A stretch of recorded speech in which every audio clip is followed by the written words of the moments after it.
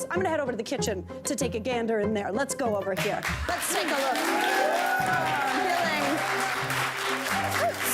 Pears, candles. What is all this? Look at all these things. Perhaps is this a clue?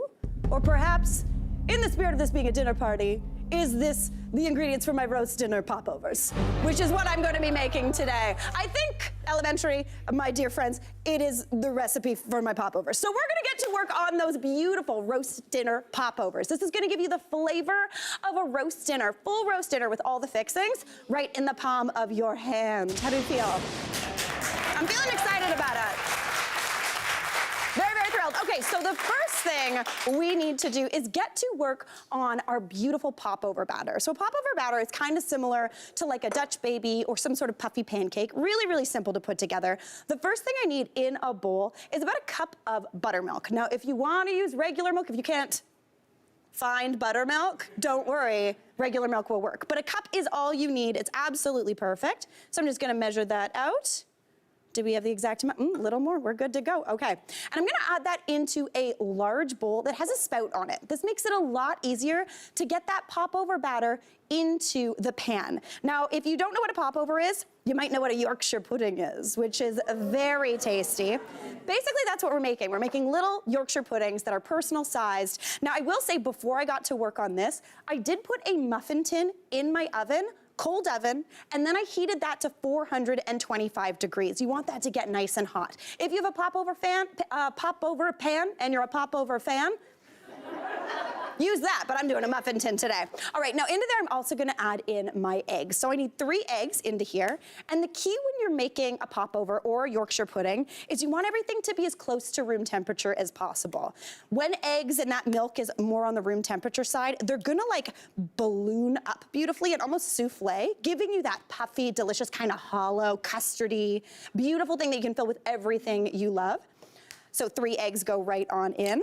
And then I'm gonna give that a good whisk to combine. Basically, another reason I like using a bowl like this, I put the whisk in, and then I do this, right? This is like old school, back in the time of me, Detective Mary Berg. This is how you make an electric mixer. Not just a detective, also an inventor. Very exciting. All right. So I've got that nice and whisked up, and now we're just gonna add in our dry ingredients. So far, we have got milk and we have got eggs. Now all I need is some flour. I'm gonna add in a cup of flour, just all purpose is absolutely perfect. This is not a recipe that you can use like a whole wheat flour for, so don't even try, because they're gonna get too dense and they won't puff up the same. So add in your cup of flour. Then I'm gonna season that up with some salt. So first up, I want about a teaspoon of salt, since these are nice and savory. So I'm gonna go in with that. And then I'm gonna add in a little bit of pepper. This is gonna enhance that savoriness, which is gonna be a treat. If you wanted to here, you could add in a little cheese too, if you're feeling it. But we're going roast dinner, not cheesy dinner. So add that on in. Now give that a good mix together, just until it almost looks like a really thin kind of crepe batter. So again, good old mix together. And that is as easy as it is to make popovers. You know everyone pretends like a Yorkshire pudding takes a long time? It doesn't. That's my secret to you. I'm giving you the secrets, the tricks of the trade in the detective world and the kitchen world. Guys, I don't know who this character is, but I'm gonna like lean into it. I'm really trying a lot of things today. It's gonna be great. But I do have a mustache, so I'm thrilled about it. So feeling very good. All right, that batter is perfect. So now I'm gonna head on back to my oven with all of that stuff preheating. And I've also got a 1/4 cup of butter here. Now, I've got that pan in the oven, so it is smoking hot right now. That's the key. You want your batter to be room temperature, and you want your pan to be hot. So what I'm gonna do now, typically what I would do is add in just some pats of butter, but I've melted it just for ease. You basically just wanna pour a little bit of butter into each little muffin well. Just pop it on in. You don't have to be overly neat about this. These do pop up, so they get a little bit messy to begin with. But basically this hot fat is gonna almost start the frying process, get everything nice and warm and beautiful, and give you that lift and loft that you're looking for in a popover. So once that butter is in, typically I would shut the door, let that butter heat up a little bit, but I'm gonna go straight in with my batter. So this is where you could go one at a time, or you can do what I'm gonna do, which is just this, which is kind of chaos moves.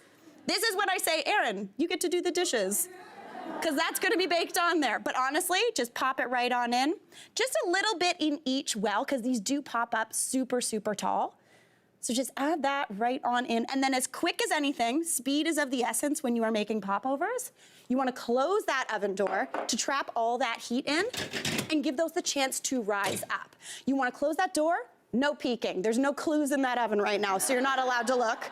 Leave them in there for about 20 to 25 minutes until they're a deep, delicious golden brown color. Now, if I'm just making popovers, those would be fantastic, but I wanted to do like a roast dinner inside of a popover, because we're gonna be looking for clues, so we need hands-free. Like one-handed food, right? Always a good thing. Also always good if you got a cocktail that isn't poisoned.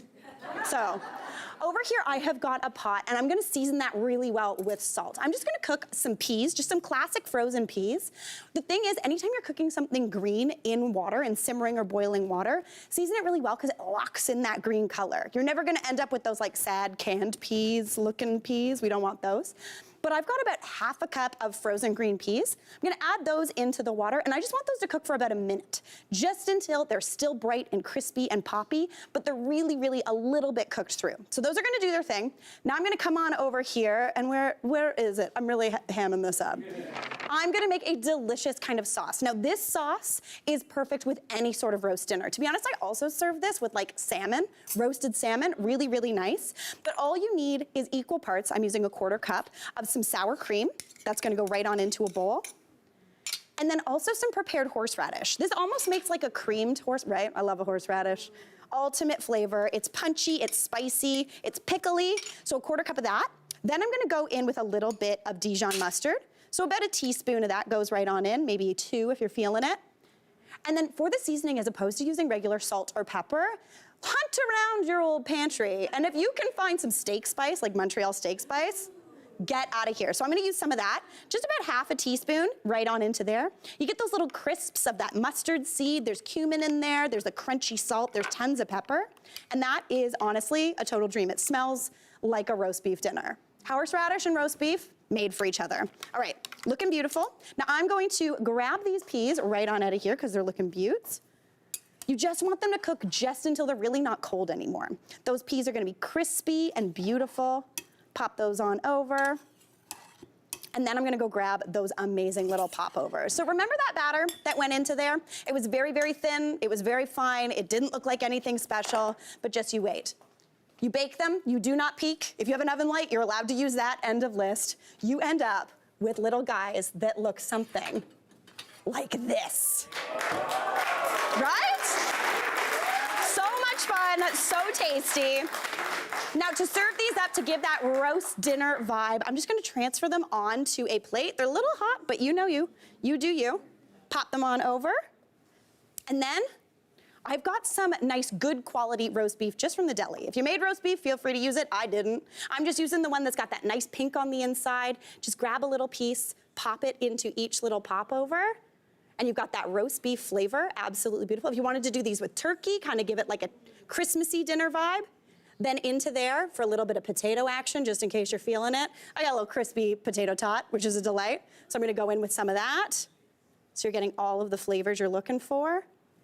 Some of that sauce is gonna go on, that creamy, delicious sauce. Honestly, even if you're gonna have a murder at your party, people aren't gonna leave if you make these. And then that little pop of green with those beautiful little peas scattered right over top. Looks like a little roast dinner, maybe some chives on there too for a little bit of deliciousness. And that, my friends, is an absolute. Hey, Mary here. What did you think? Drop your comments below and don't forget to like and subscribe for more of the good stuff.